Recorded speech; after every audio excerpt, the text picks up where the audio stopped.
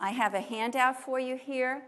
A way to avoid violence in kids is to teach compassion. I know some of you work with conduct disorder kids. I know that some of you have kids who are oppositional and defiance that you're working with, and this is tough. I'm not saying this is an easy one. We've got to take kids and we've got to move them from a sense of learned helplessness. Learned helplessness is where kids believe they can't go any further. So you hear them say before they try, "Oh, I stink at this." Or they say, "Oh, that teacher's mean. I can't get an A in this class." Or they'll just say, "I can't do it at all." And I'll tell you, I'm Irish. My mother was an Irish immigrant. And one thing I've learned, I've been over to Ireland to visit family a number of times. And sadly, for many years, Ireland was a country of learned helplessness. The poverty, the famine, I would hear all the time the Irish would say, "Our biggest export is our children." Like my mother, who came over as an indentured servant at 17, 2 years to repay her passage, working for a wealthy person in New York. Okay. But the Irish, all those years, you'd say, "Well, where's the industry developing?" "Oh, it's not going to work." "Oh, the kids will leave." "Great farm products. Are we going to develop this more?" "Oh, wouldn't make a bit of difference. We couldn't do that. Oh, you know how it is, the world. The kids are going to Australia. They're going to the States. They're going to go over to England." That's all you hear over there. And then came the Celtic Revolution, right? Went on the campus of Limerick University. Limerick, Angela's Ashes, one of the most horrible cities you'd ever go to. Horrible, horrible, horrible city.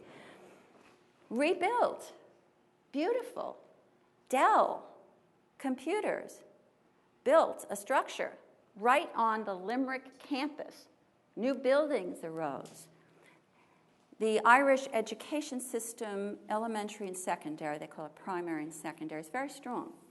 So by being at Limerick University, they could take kids from a strong educational background, kids who wanted work, funnel them into the computer industry, and the kids, they couldn't fill all the jobs they had for them. So Ireland took off. And what did I see when I visited then? It was a sense of optimism because they felt we can do this. Their youth were staying at home. Some who had emigrated to the United States, it's Australia, England, were moving back now. It was a sense of we can do this. And what's happened to the economy? One of their national banks went under this week, right? We're back down. We're back down now to, I hope, not helplessness, but a sense of pessimism. It really, really matters where you're coming from. So when I'm working with a kid who says, "I stink at this," or "I can't do this," or blames it on the teacher, and that's why the child is not performing, I say that's learned helplessness. What we have to do is to get them to learned helpfulness, where they're reaching out towards others, that sense of optimism. What do you learn when people go into these residential settings, if you can get some to help the others? Elderly folks who will go into, none of us likes the nursing homes, but they call many lesser degree assisted living. How do many people who find they're there but don't want to be helped themselves? They get up and they start delivering meals to others who are more needy than they. If you want somebody to be helpful and to learn how, you have to teach them how. And nowhere is this stronger than with children. And the result is learned optimism, and that's Martin Seligman's. You have a sheet on with your handouts, please. And I want you to look at that. It says developing empathy and compassion. And as soon as we do that, we'll take a few minutes for questions. I haven't meant to avoid any questions you might have. And I don't have to go through every one of these because you can certainly read them. But when people say, "I can't teach this kid compassion," well, then that's an adult who's into helplessness, isn't it? There are ways we know about to teach compassion, and they are on this sheet. We have to point out when You make somebody feel bad. We'll talk in a few minutes about cyberbullying. How would you feel if that were you? Person may not be able to relate to that, so you have to work them through the scenario. Those of us in big cities, from big cities, know that kids kill other kids for a pair of Nikes, right? Material things. I want to have all the toys before I die, the bumper stickers. When we start teaching kids that people are more important than things, that's very important. I see kids going into kindergarten classes with designer jeans. You see that? I see you nodding in the back. I mean, on their little tushes. They've got all this designer stuff. And that's what makes, they say, well, that's okay. In our school, parents will say, we have uniforms. So how do the wealthier kids distinguish themselves, the fancier kids, when they're in a school where there's uniforms? Shoes, earrings, different types of jewelry that display wealth, don't they? There's always a way to do it. Things. You can scoot down this here. Owning pets, one of the signs that we have that kids are emotionally problemed is they try to harm pets. It's very, very important. I would not say put a pet in a home of a kid who is going to hurt it. I would say start when the child is young and has pets and teach the child how to respond to pets. We find that many, many times children will respond better to, well, what do we see now with so many of our veterans coming back from Iraq, Afghanistan with post-traumatic stress syndrome? The dogs.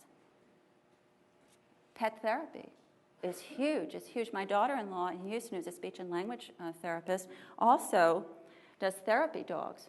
And she will take her own dog over to her clinic once a week, and her dog interacts with the kids there.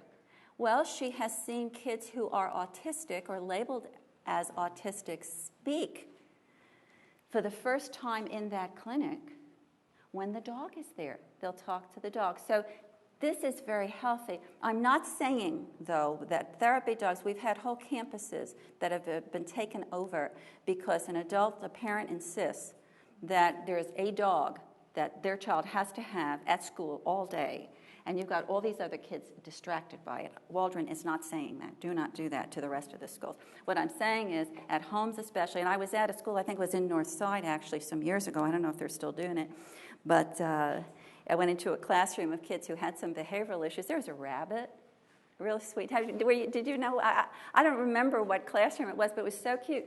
The rabbit, I don't know what they do with the poop. I'm not into rabbit poop. But that little rabbit was running around, and a very friendly rabbit was on everybody's feet. And you'd say, well, wasn't the rabbit a real distraction? Yeah, probably. But the kids were looking at it. The kids were touching it. It was coming over, was nudging against their ankles, and the teacher knew when to put the rabbit back in its cage so it wouldn't be a distraction. Those kids were learning compassion. As I skip down here a bit, stop kids who gossip and don't gossip yourself. That's a huge one because kids pick up on what we do. A very big one about midway down, past midway, help young people develop ways to include normally excluded kids in social situations, such as the disabled kids. Please understand that shooters in our schools, the kids like the Columbine kids, very significantly report that they were often harassed and excluded as children. If you want to stem violence, include children as part of the group. When we become exclusionary, we say some are better than others, which means some are lower and worse than others. Those are our disenfranchised children, and those are the children who will come after us with a gun. Include children. And don't just say to the kids, include everybody. When you see a kid who's been excluded, pull him or her into the group. Skipping down a little bit, volunteer work, service activities. The last one, never allow children to talk down to people in service occupations or with lower incomes. It was really important to me when I was a teacher that the kids in my classroom were very good to the custodian, and I say that because my mother was a custodian for most of our growing up years, and she would come home. She was in airline factories Grumman Aviation, Fairchild Engineering, and she would work from 4 to 1 in the morning. And she would say to me, you know, Karen, they sacrificed so that my brother and I could have an education, etc. But what bothered her about the job, she never minded working. She said, the things people say when I'm in the room, because I'm cleaning, I'm the help. And she said, you can't imagine the way they talk about other people, the language they use. They treat me as if I don't exist. And what I found when I was teaching school, I had a situation in one of my classrooms where the custodial staff was overloaded. They'd lost somebody, of course, hadn't rehired anybody. So we would come in some mornings, and my trash can would be overflowing on the floor from yesterday. So the kids picked up on my attitude at first when I came in, and I went, oh, look at this. All right, we've got to take this down so we can start the day. And you know what they started saying? Oh, yeah, that custodian. Oh, yeah, he didn't come by. Oh, yeah, he's dumb. And the light went on. What was I modeling, right? So I came in on Monday morning, and I looked at the trash overflowing from Friday, and I said, wow, okay, let's see who's ready to go. Let's see who's in a seat right now, because that person is going to get to empty the trash. So they looked at me. It was kind of like, has something different? So I said, oh, Kevin, I like the way you're sitting. Oh, but you know, there's a lot of trash here, Kevin. I'm going to get you another helper. Anna, you're sitting down. You're doing just what I asked you to do. You're ready to be a student today. I'm going to let the both of you take that trash down and empty it for us. Thank you so much for helping our classroom. What happened on Tuesday when the kids came in? I was sitting down. Hey, miss, you let Kevin do it yesterday. How about me? So what did that teach me? That I had to model behavior towards others, okay? What do we do about this technology stuff? First thing is we got to limit children and adult time. Please understand that Bill Gates was asked as he was giving a talk to a group, so what about your kids? How much time did they spend on technology? Now, I mean, it's Bill Gates. This guy's got a lot of money that he makes out of this stuff, right? And he says, interesting, you should say that. It's 45 minutes a day. On weekends, an hour. And that's all technology outside of schoolwork, period. That includes television, that includes texting, that includes Facebook, whatever time. He said that his daughter had never been terribly interested in technology until she went to a school where a lot of stuff was done on computers. And then she got into a game, Viva Pinata or something like that, where she got hooked. And he said her face never came up at the dinner table. She was always doing this. And as a result, he and his wife talked about it, decided she was addicted, and cut her back. And the crowd he was talking to laughed because he said, you know, my son said, because he's got the same restriction, so my son said, hey, when do we get to decide? I bet he didn't say hey, but he said, when do we get to decide for ourselves how much time we can spend on technology? And he said, when you move out and set your own rules. And I think that's okay. But you know something, folks, as long as we're at those restaurants doing this ourselves, as long as a phone call, I live in a lovely neighborhood for walks. I love to walk. And I see moms and dads pushing kids. There's birds, there's trees. I'm very blessed. It's lovely. What are they doing? Yeah, I see it. They're texting or they're talking. They're talking. I was at a store, I don't know, it was Hobby Lobby, Michael's, something like that, one of these hobby stores one Saturday. And I saw this boy, and he was in elementary school. He was maybe first grade. And he's walking along with Dad, who's tolerating Mom over picking out some stuff with another child. So Dad's on his cell phone with his little boy with him. And the boy is trying to talk to Dad, but Dad is laughing and joking with another adult on the cell phone, and the kid's just running through the store trying to keep up with him. So as they go by me, we're over in the area where they have the thick pencils and things. It's really meant for art. But he points to the thick pencils, and the boy says to Dad, who's on the phone, "Hey, Dad, you see those pencils? I have to use those at school now. And I'm the only kid in the class who needs them, the thick pencil. And you know, Dad, I think the teacher even buys them for me with her own money." You know what Dad said? He said to him, "When will you stop talking? Can't you see I'm in an important conversation?" And the kid went like this, "Shut up." Dad was on a shut up toy, only he was telling the kid to shut up this time. And Dad's laughing away, joking with a friend. Now, what was the message from that boy? Not important, but he's having problems. He's having fine motor problems. He's the only one in the class. He needs the thicker pencil. Teacher was listening. Teacher was watching, probably spending her own money. I think if that were one of your kids on Monday, you would have been on the phone saying to the teacher, "Can we meet? I want to find out if there's a problem. How can I help?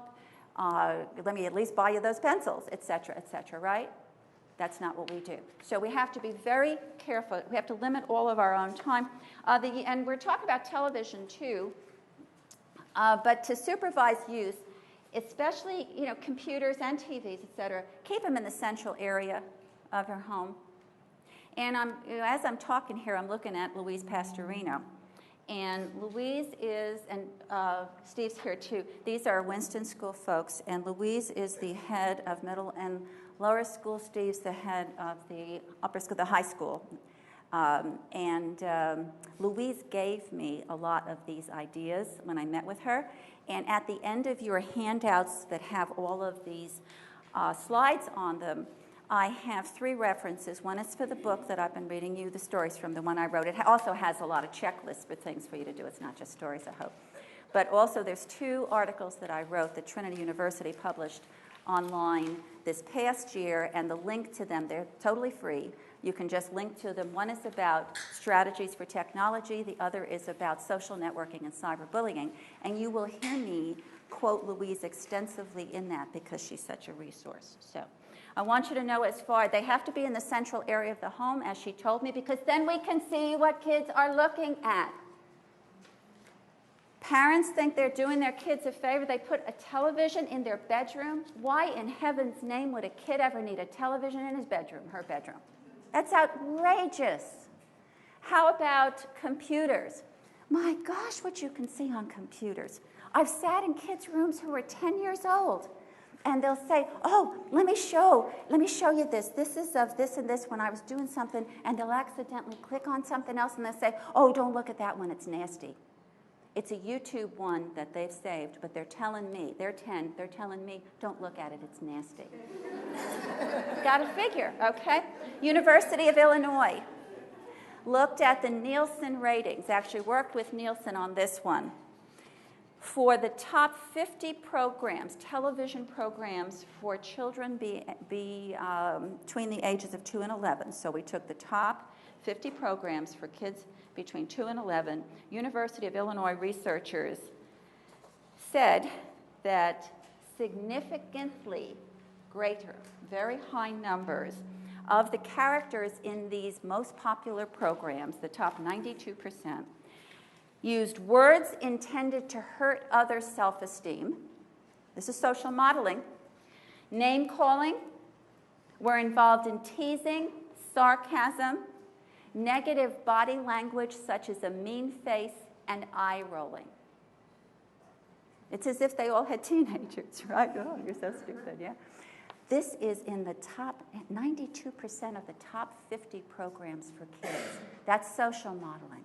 So we got to watch what they're watching.